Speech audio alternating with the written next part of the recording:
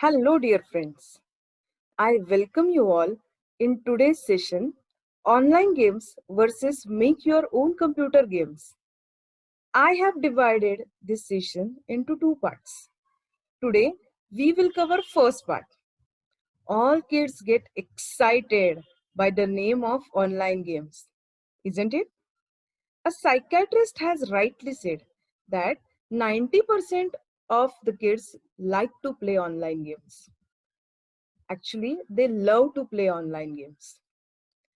Have you wondered that when you all are sleeping or not playing online games, who is playing such games? 60% of the adults and senior citizens also play online games. They too like these games. In this session, we will see to why you like to play online games or why the parents are reluctant to let their child to play such kind of games. Now many senior citizens play these games too. Now we will also get to know about the opinion of these people over online games.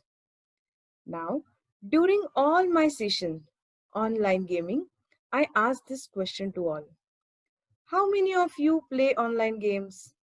Rather, how many of you like to play online game?